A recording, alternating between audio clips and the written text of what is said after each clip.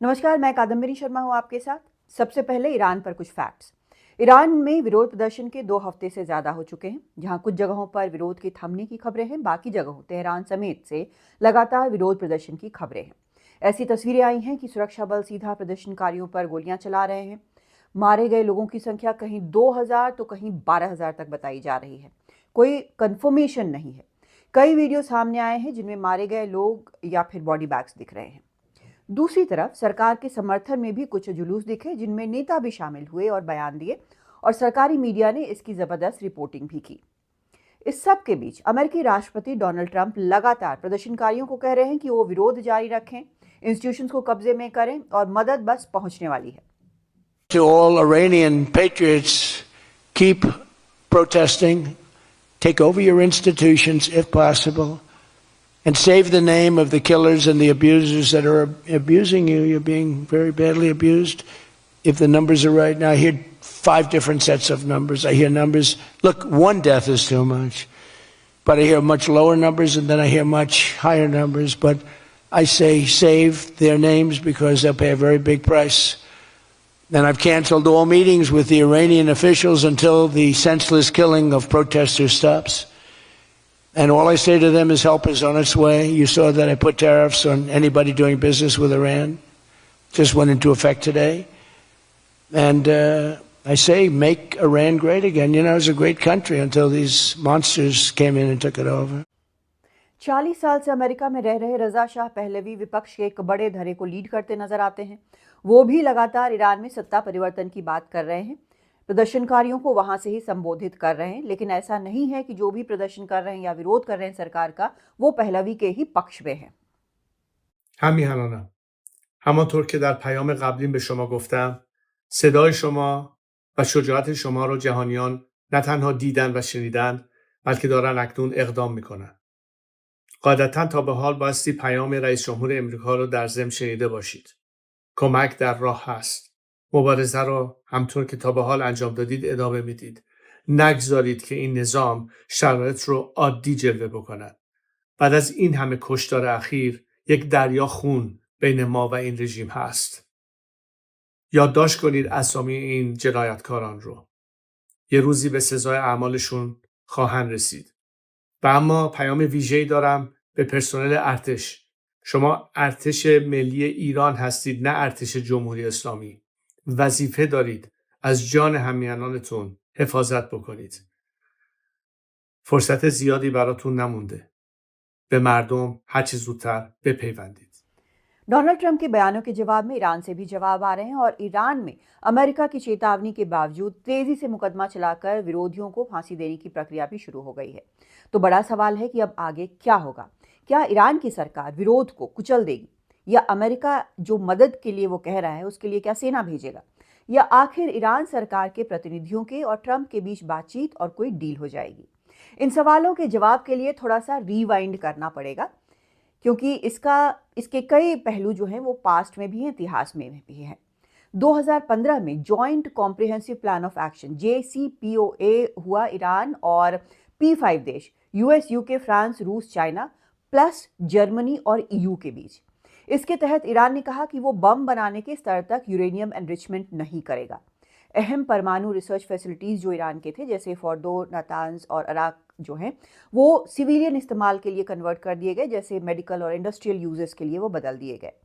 Iran ने ये भी मान लिया कि IAEA उसे मॉनिटर करे, उसकी फैसिलिटीज़ को मॉनिटर करे। बदले में क्या मिलना था उसे? बदले में अमेरिकी, EU, UN प्रतिबंध जो हैं वो कुछ कम हुए, लेकिन ईरान के मिसाइल प्रोग्राम, कुछ मिलिटेंट ग्रुप्स को समर्थन और मानवाधिकार रिकॉर्ड को लेकर कुछ प्रतिबंध जारी रहे, जिनके कारण कुछ प्रतिबंधों के उठने के बाद भी आर्थिक हालात बहुत बेहतर नहीं हुए। और तो और 2018 मई में उस वक्त के अमेरिकी प्रेसिडेंट राष्ट्रपति डोनाल्ड ट्रंप इस समझौते को एक तरफा बताते हुए इससे बाहर निकल गए, और उसके बाद मैक्सिमम प्रेशर पॉलिसी ईरान के ऊपर लागू किया गया। इस डील से बाहर निकलने का बाकी साथी देशों ने काफी विरोध किया, लेकिन ट्रंप को वो रोक नहीं पाए। तो आर्थिक हालात ईरान के बेहतर नहीं हो पाए।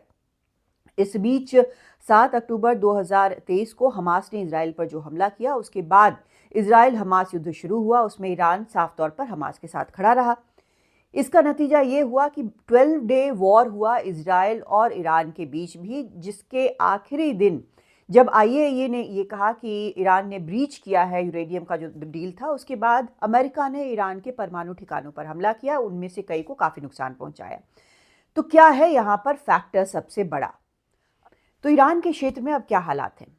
क्षेत्र में ईरान का एकमात्र मजबूत सहयोगी सीरिया जो है, उसकी सरकार कोलैप्स कर चुकी है, वहाँ पर असद सरकार खत्म हो चुकी है।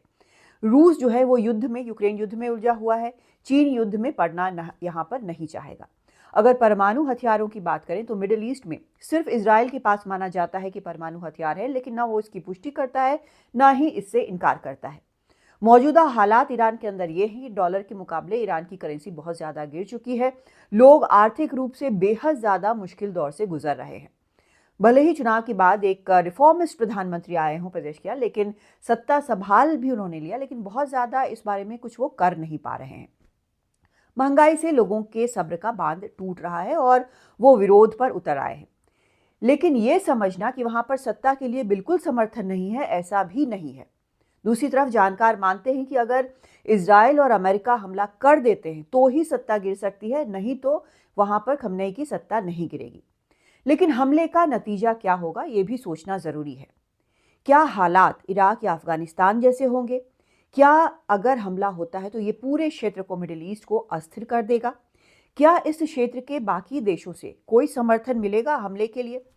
इजराइल भले ही सोचे कि इस बार ईरान की कमर तोड़ देनी है, लेकिन ट्रंप एक बिजनेसमैन की तरह ज़्यादा सोचते हैं और शायद वो बेहतर समझेंगे कि एक डील कर ली जाए, खासकर तब जब वेनेजुएला में उनका अभी काफ़ी कुछ करना बाकी है। ग्रीनलैंड पर वो अटके हुए हैं। रूस यूक्रेन युद्ध जो है उसमें अभी तक वो एक शांति डील नहीं कर पाए हैं। ये सब चीज़ें यहाँ पर हो रही हैं, लेकिन तब भी ट्रंप के बारे में ये कहना मुश्किल है कि वो आखिरी मोमेंट पर क्या फैसला लेंगे।